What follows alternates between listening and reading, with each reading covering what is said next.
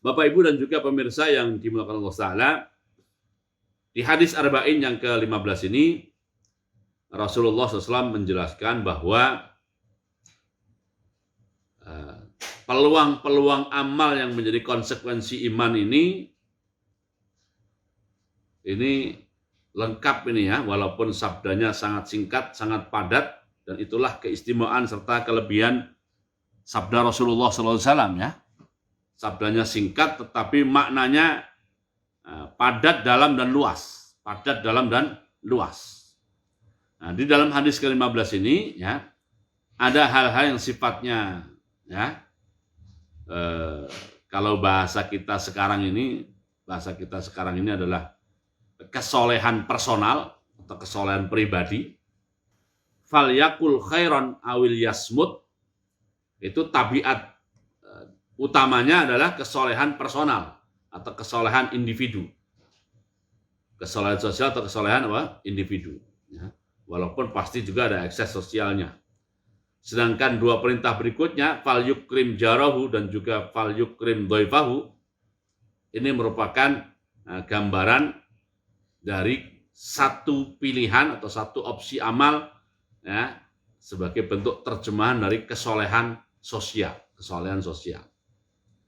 Yang kesolehan lebih dominan, kesolehan pribadi atau individu adalah falyakul khairan awil yasmut.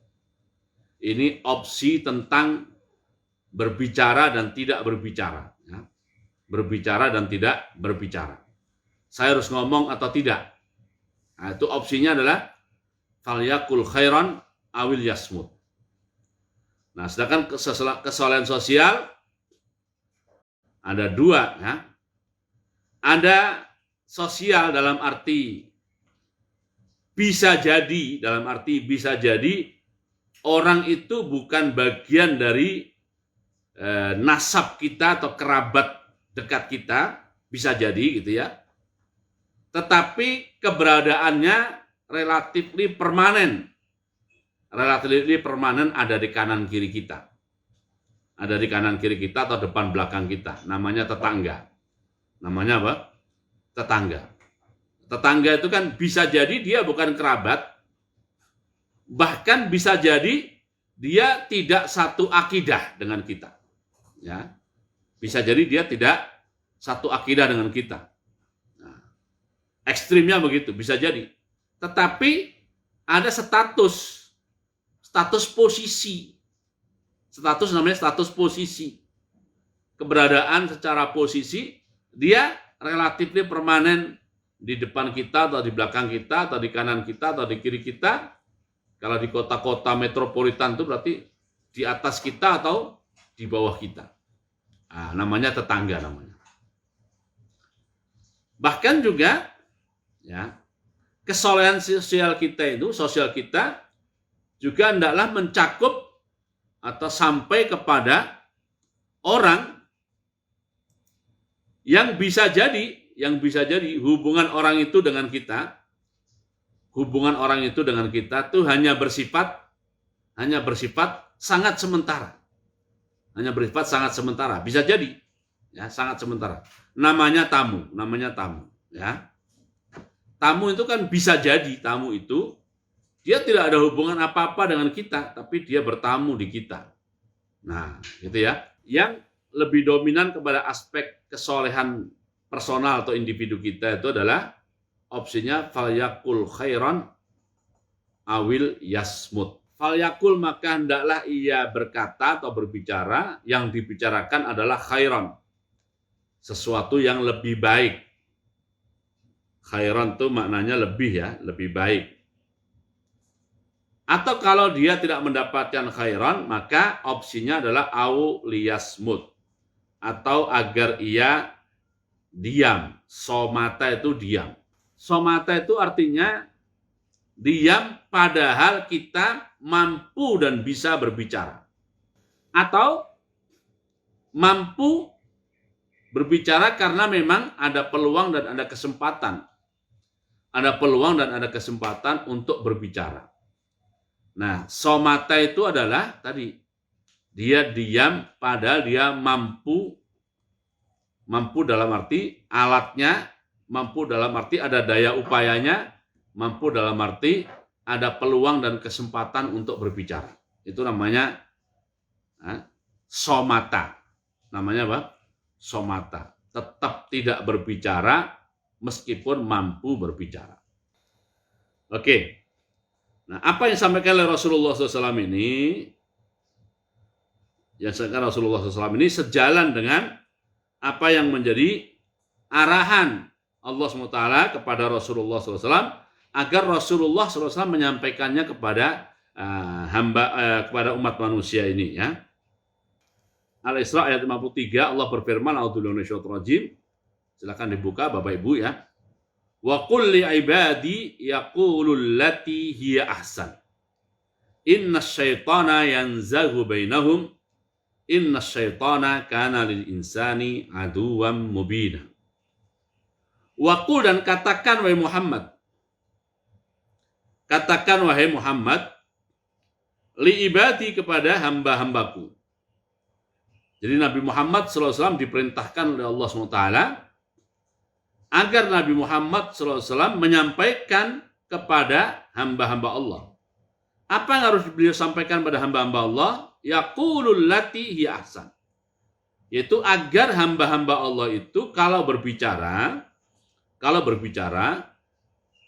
mengambil opsi konten pembicaraan yang allati hiya ahsan. Yaqulul lati hiya ahsan. Agar mereka hamba-hamba Allah itu mengucapkan sesuatu atau kalimat atau pernyataan yang mana kalimat atau pernyataan itu opsinya adalah hiya ahsan. Hiya ahsan. Opsinya adalah lebih baik atau paling baik. Jadi di surat Al-Isra ayat 53 ini, ya, bahasa Al-Qur'annya adalah opsi berbicara itu adalah manakala kita menemukan hiya ahsan, konten pembicaraan, kalimat-kalimat, redaksi-redaksi, pernyataan-pernyataan, termasuk kalau sekarang adalah kembangan-kembangannya adalah tulisan-tulisan, yang tulisan itu adalah ahsanu, lebih baik atau paling baik. Nah, itu bahasa Al-Qur'annya. Lalu Rasulullah bersabda menerjemahkan perintah itu atau mengimplementasikan perintah Allah itu dengan beliau bersabda, fal yakul khairan. Hendaklah orang telah beriman itu mengucapkan konten pembicaraan yang khairan. Khairan itu artinya lebih baik. Nah, yang menarik lagi untuk kita dalami, dan semua Al-Quran itu menarik, sebagaimana semua hadis sahih atau hadis yang makbul juga menarik, ya, bahwa perintah yaqulul lati hiya ahsan itu terkait dengan fakta, terkait dengan realita. Apa realitanya? Realitanya adalah innasyaitana yanzaghu bainahum. Innasyaitana yanzaghu bainahum.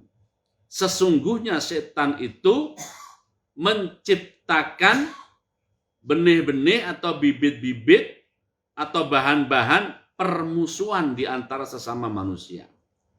Menciptakan benih-benih atau bibit-bibit atau bahan-bahan permusuhan atau pertikaian di antara sesama manusia.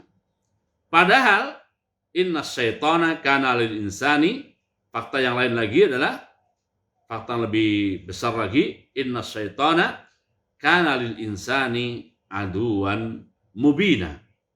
Sesungguhnya setan itu dari dulu dan akan terus berlanjut, ya, selalu menjadi musuh yang nyata bagi manusia. Selalu menjadi musuh yang nyata bagi manusia. Bapak, Ibu, dan juga pemirsa yang dimuliakan Allah Ta'ala, dengan perintah yaqulul lati hiya ahsan, dan manusia mau komitmen di situ, maka orang yang komitmen dengan yaqulul lati hiya ahsan akan terbebas dari jebakan permainan setan untuk menciptakan permusuhan. Terbebas atau selamat dari jebakan permainan setan untuk menciptakan permusuhan. dan juga terbebas dari terbebas dan selamat dari upaya-upaya setan sebagai musuh untuk mencelakakan manusia. Itu kalau opsi pembicaraan kita adalah hiya ahsan atau khairan. Hiya ahsan atau khairan. Berarti kalau pilihan kata-kata kita itu di bawahnya itu kan ada peluang namanya hasan. Peluang namanya apa? Hasan. Kita yang saya omongkan baik kok gitu. Baik, hasan. Itu peluang terciptanya permusuhan itu masih ada bagi setan kalau pilihan kita adalah hasan. Dan juga peluang kita untuk tidak selamat dari tipu daya setan, di mana setan itu abadi sebagai musuh manusia, juga peluang itu belum aman betul kalau kita mengambil opsi kata-kata kita itu adalah opsi yang sekedar hasan. Apalagi kalau kosakata kita itu di bawah hasan. Apa di bawah hasan? Di bawah hasan itu adalah buruk, sayyi buruk, atau na'udzubillah dari aswa, lebih buruk. Maka bisa kita bayangkan di tempat di mana orang bergaul, di mana orang berkumpul, ya, dan di tempat itu terbiasa orang-orang ada di situ kata-katanya itu adalah terburuk atau buruk, paling bagus opsinya adalah hasan. Di sana banyak tercipta permusuhan, ya wajar saja ya kan. Karena untuk aman dari munculnya api pertikaian dan permusuhan, kata-kata kita harus kata-kata yang ahsan. Dan untuk aman serta selamat dari tipu daya serta jurus-jurus setan yang akan mencelakakan kita, di mana dia sebagai musuh kita, ya kita kalau berkata-kata itu harus khairon bahasa hadisnya, atau kalau bahasa ayatnya harus ahsan. Itu falyakul khairan, awil yasmut. Jadi kalau kita tidak mendapatkan khairan bahasa hadisnya, atau kalau bahasa ayatnya kita tidak mendapatkan yang ahsan, maka pilihan kita adalah pilihan yang somata yasmutu somtan tadi. Somata yasmutu somtan. Ya, menjadi semut. Ya. Kita beraktivitas, bekerja, tapi dalam keadaan semut. Somata yasmutu somtan. Oke, ini perintah pertama menjadi konsekuensi keimanan yang tabiatnya lebih dominan kepada kesolehan yang sifatnya personal atau kesolehan sifatnya pribadi. Ini untuk konten apa saja ya. Oke. 2 dan 3, perintah 2 dan 3 ini sifatnya lebih, kalau bahasa sekarangnya itu adalah tabiat kesolehan sosial. Tadi sudah saya jelaskan ada 2, ada kesolehan sosial dengan kepada objek yang relatif permanen pada kita, yang namanya tetangga, dan juga kepada objek, ya, orang maksudnya yang hubungannya kepada kita mungkin hanya bersifat temporary. Nah, sebelum saya lanjutkan bahas tentang ini, saya minta beberapa Bapak Ibu untuk membuka surat An-Nisa. Ayat 36. Ini sudah pernah kita bahas, tapi kita bahas lagi, Bapak. An-Nisa ayat 36. Ya. Di An-Nisa ayat 36 ini Allah berfirman, a'udzubillahi minasyaitonir rajim. Wa'budullaha wa la tusyriku bihi syai'a wa bil walidaini ihsana wa bidil qurba wal yatama wal masakini wal jari dil qurba wal jaril junubi was sahibi bil jambi wa ibnis sabili wa ma malakat aymanukum innallaha la yuhibbu man kana mukhtalan fakhura. Innallaha la yuhibbu man kana mukhtalan fakhura. Ya. Oke. Surat An-Nisa ayat 36 ini oleh sebagian ulama diistilahkan atau diberi nama atau diberi judul adalah ayatul huquq al-ashrah. Bapak Ibu dan juga pemirsa yang dimuliakan Allah Ta'ala. Jadi di An-Nisa 36 ini Allah SWT menjelaskan bahwa masing-masing kita atau setiap kita ini ya, mempunyai atau dikelilingi oleh 10 para pihak. 10 para pihak. Siapa saja mereka? Hak yang pertama adalah hak Allah. Hak yang pertama adalah hak Allah, yaitu wa'budullaha wa la tusyriku bihi syai'a. Hak Allah ada 2 poin, A dan B. Poin A adalah wa'budullaha, poin B-nya adalah wa la tusyriku bihi syai'a. Oke, ya. Itulah hak Allah, yaitu kita beribadah kepada Allah dan tidak menyekutukannya dengan sesuatu apapun. Menyekutukannya dengan sesuatu apapun itu hak Allah. Lalu nomor 2 sampai nomor 10, pemilik hak yang kedua sampai nomor 10, kewajiban kita atau tugas kita adalah ihsan, berbuat baik. Berbuat baik atau berbuat yang terbaik atau lebih baik. Al-ihsan, ya, wabil walidaini ihsana adalah bapak ibu, hak bapak ibu, tugas kita adalah ihsan. Disebutkan oleh ayat secara tekstual ihsana, ya. Kemudian yang nomor 3 adalah dzil qurba, kerabat. Nomor 4 adalah al-yatama, anak-anak yatim. Nomor 5 adalah al-masakin, orang-orang miskin. Nomor 6 adalah al-jari dzil qurba, tetangga dekat. Nomor 7 adalah al-jaril junubi, tetangga jauh. Nomor 8 adalah as-sahibi bil jambi. As-sahibi bil jambi nanti kita jelaskan. Nomor 9 adalah ibnus sabil dan nomor 10 adalah ma malakat aimanukum. Jadi masing-masing kita dikelilingi oleh para pihak. Ada 10, ya. Ada 10. Nah, terkait dengan hadis yang kita pelajari sekarang ini, yaitu tetangga dan juga tamu, itu terkait dengan hak pihak yang nomor 6, 7, dan 8. Pihak nomor 6, 7, dan 8.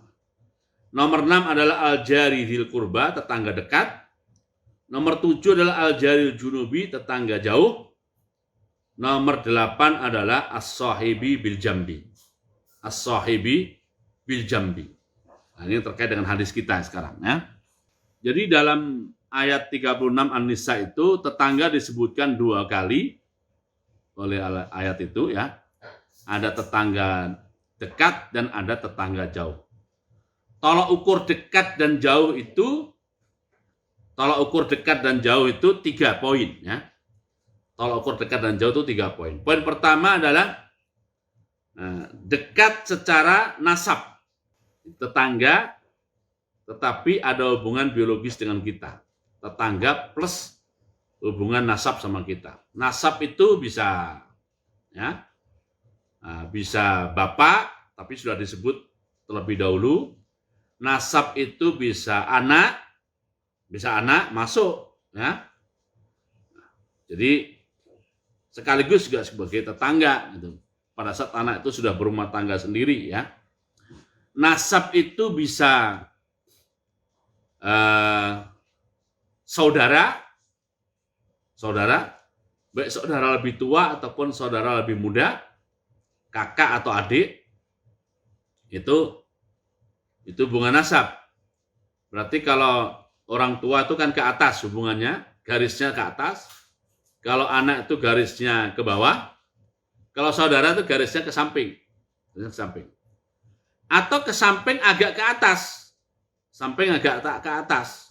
Ibarat jam itu ke arah jam 1 dan jam 2. Jam 1 dan jam 2. Itu namanya saudara ayah atau saudara ibu. atau saudara ayah dulu lah ya. Kita asumsikan yang sebelah kanan jam 1 dan jam 2 itu saudara ayah. Baik lebih tua dari ayah atau lebih muda dari ayah. Lalu ke atas samping kiri. Ya, ibarat jam itulah jam 10 dan jam 11. Itu adalah saudara ibu. Ya. Baik lebih tua dari ibu ataupun lebih muda dari ibu.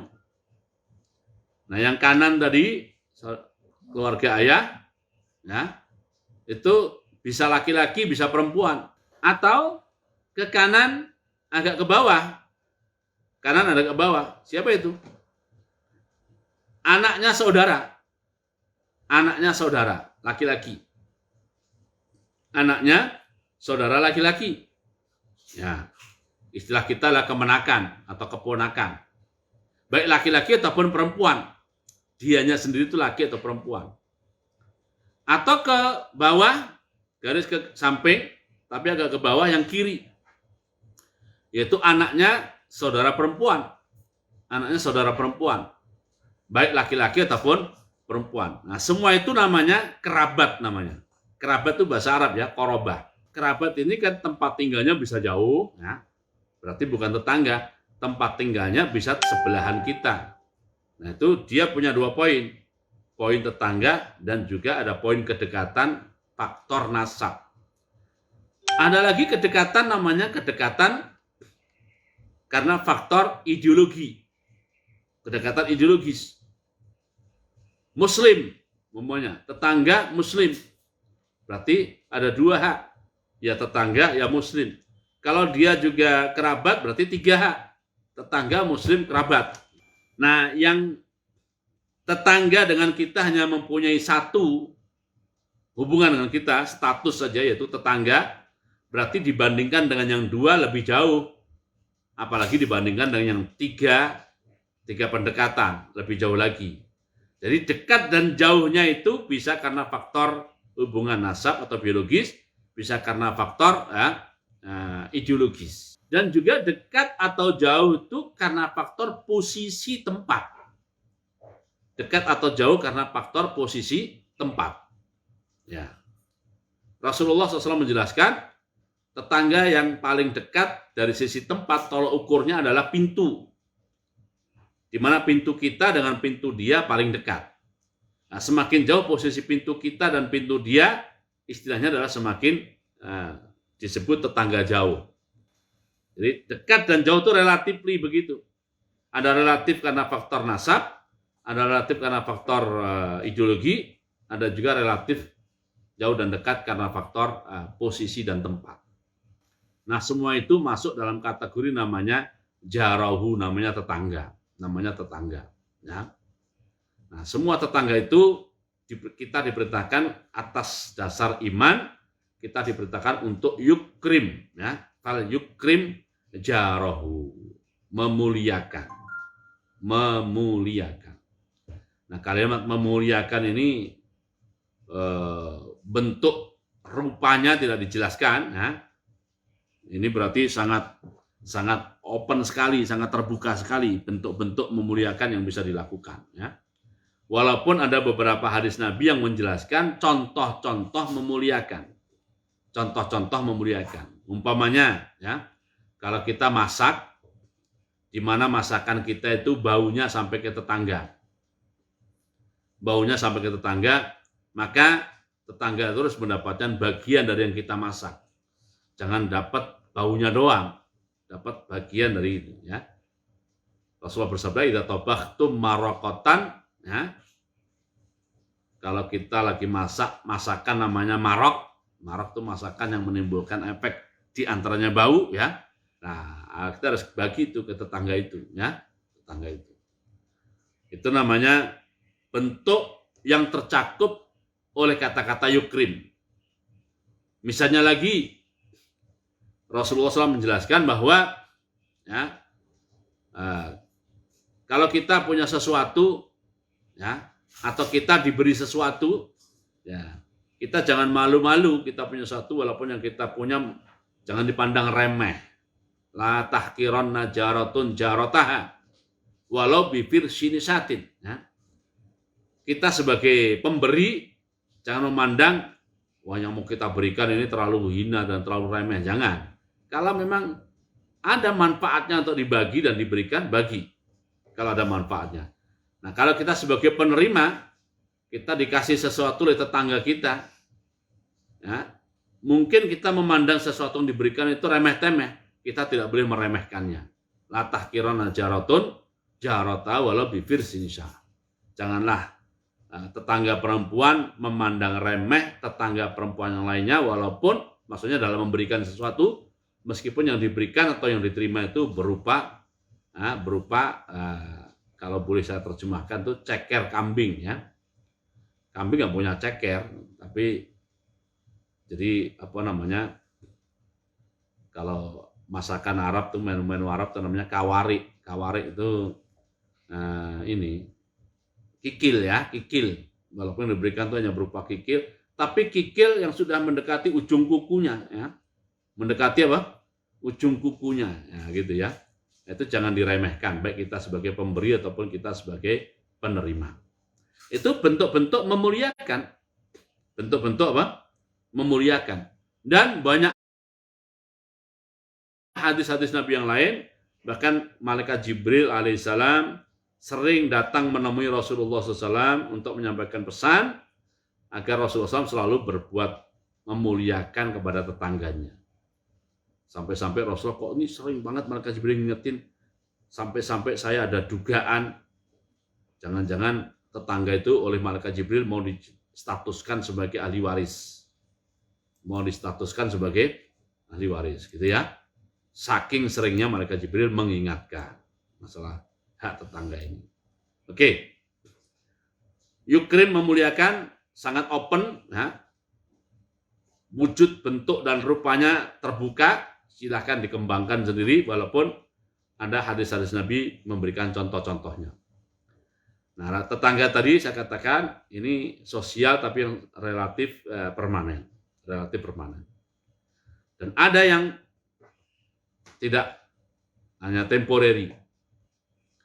Temporary bahasa di hadis ini adalah fal yukrim dhaifahu, tamu. Tamu itu bisa sifatnya temporary. Nah, bahasa di ayatnya lebih luas dari sekedar tamu. Lebih luas dari sekedar tamu, yaitu was-sahibi bil jambi. Was-sahibi bil jambi. Salah satu tafsir dari sahibi bil jambi itu adalah teman seperjalanan. Teman apa? Seperjalanan itu lebih simpel dari tamu itu, lebih simpel dari tamu. Tamu itu kan bisa sampai 3 hari 3 malam. Tapi kalau teman seperjalanan tuh, ya, zaman sekarang tapi ya, zaman sekarang bisa lebih cepat dari itu, ya.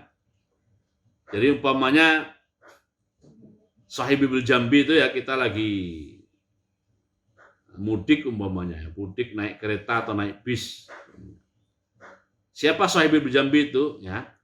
Ya kan di kereta itu ada kursi sebelah kanan kita, ada kursi sebelah kiri kita, ada kursi depan kita, ada kursi belakang kita, ada kursi di atas kita atau kursi di bawah kita, ya. Nah, itu namanya as-sahibi bil jambi. Nah, sahibi bil jambi itu punya hak yang mesti kita tunaikan. Apa saja hak itu? Apakah hak tidak mengganggu, ya, memberi kesempatan kepada dia untuk rehat, ya, atau kalau kita punya makanan atau kita punya minuman, ya kita share makanan dan minuman kita kepada dia kalau dia mau, ya. Kalau dia mau. Kalau tidak mau, ya paling tidak kita sudah menginisiasi untuk menawarkan kebaikan kepada dia. Nah, itu masuk pengertian sahibul jambi. Masuk pengertian sahibul jambi ya tamu, ya. Sahibul jambi tamu yang disebut dalam hadis ini. Yang bisa jadi tamu itu tidak ada hubungan nasab dengan kita, dan mungkin juga tamu itu tidak ada hubungan ideologis dengan kita. Tapi ajaran agama kita mengatakan fal yukrim dhaifahu, fal yukrim dhaifahu, dan ini bagian dari konsekuensi keimanan atau penyempurna keimanan. Nah, itulah Bapak Ibu, ya, yang bisa kita kaji dari hadis yang ke-15 dari kitab Al-Arba'in An-Nawawiyah ini. Semoga apa yang kita bahas dan kita kaji ini sekali lagi menjadi ilmu yang bermanfaat, ilmu yang berkah fid dini wad dunya wal akhirah. Ya. Oke, ada beberapa yang sudah masuk ini di chat ini ya. Ada 1-2 tetangga yang menyebalkan dan bahkan ada yang zolim pada kita. Amal soleh fal yukrim jarahu, paling minimal yang bisa kita amalkan pada diri mereka apa? Nah, ya, seperti yang pertanyaan yang lalu ya, saya nggak tahu, ingat di pertanyaan pengajian apa, lupa saya ya. Jadi, oh ya, terkait dengan pertanyaan apa, lupa saya. Kalau tidak punya sesuatu untuk kita bagikan, untuk kita share, gimana? Rasulullah SAW membuka opsi itu sangat luas sekali ya. Dan Al-Quran kalimatnya di surat At-Tolak itu, yang surat At-Tolak waktu itu ya, fal yunfik mimma atahullah, yaitu opsi paling akhir, paling minim adalah kita menahan diri kita untuk menyakiti ya. Kita menahan diri kita untuk menyakiti. Itu opsi paling akhir dah. Jadi kita tidak punya sesuatu untuk kita kontribusikan, kita tidak punya sesuatu untuk kita partisipasikan, untuk kita berikan, ya kita menahan diri untuk tidak berkontribusi negatif. Ya. Menahan diri untuk tidak berkontribusi negatif. Salah satu cerita berkaitan dengan Imam Abu Hanifah rahimahullah ya. Bagaimana akhlak beliau mengamalkan hadis ini. Itu Imam Abu Hanifah ini kan imamnya ulama Islam. Imam beliau itu imam, bukan hanya alim, imam beliau ya. Nah, tapi beliau punya tetangga ahlu zimmah. Ahlu zimmah itu artinya bukan orang Islam. Punya tetangga ahlu zimmah. Nah, tetangga yang ahlu zimmah ini bikin kakusnya, yang dulu kan masih kakus, tidak seperti sekarang ya, mungkin kalau sekarang septic tank ya. Bikin kakusnya itu posisinya paling dekat dengan posisi pintu Abu Hanifah. Nah, dekat sekali. Sehingga setiap hari ya udara yang dihirup oleh Abu Hanifah itu ya tercampur dengan udara kakus itu. Tapi Abu Hanifah tidak pernah mengeluh dan tidak pernah melaporkan masalah itu kepada pihak-pihak tertentu, ya pokoknya ditahan aja, sabar aja beliau.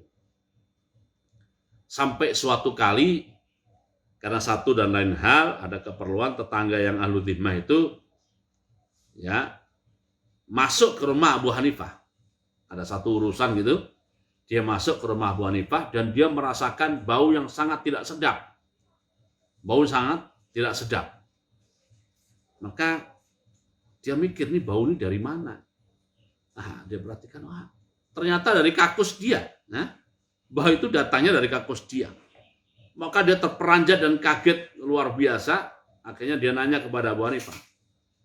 Imam, katanya, Anda mencium bau seperti ini sejak kapan? Ya. Sejak kapan? Sudah lama. Sudah lama sekali. Ya. Dan Anda bersabar. Iya, bersabar. Kenapa Anda bersabar? Ya karena Nabi saya mengajarkan fal yukrim jarahu, untuk memuliakan tetangga. Saya tidak bisa memuliakan tetangga saya, maka saya menahan diri dengan cara bersabar. Nah, dengan cara apa? Bersabar. Si ahlu zimmah bertanya lagi, itu ada ajarannya dari Nabi Anda? Ada. Mana? Seperti apa ajarannya? Dijelaskan oleh Abu Hanifah. Maka seketika itu tetangganya menyatakan masuk Islam. Dan tanpa diminta apa-apa, dia sendiri yang menutup kakusnya dan memindahkan kakusnya itu ke tempat lain yang tidak menimbulkan efek bau kepada Abu Hanifah dan juga kepada tetangga yang lainnya. Oke. Itu aja mungkin ya kajian kita pada pagi hari ini, dan kita tutup dengan doa penutup majelis dan salat al-asri. Ya, subhanakallahumma bihamdika asyhadu an la ilaha illa anta astaghfiruka wa atubu ilaik. Ya. Wal asri innal insana lafi khusr illal ladzina amanu wa amilus shalihat wa tawasaw bil haqqi wa tawasaw bis sabr. Wassalamualaikum warahmatullahi wabarakatuh.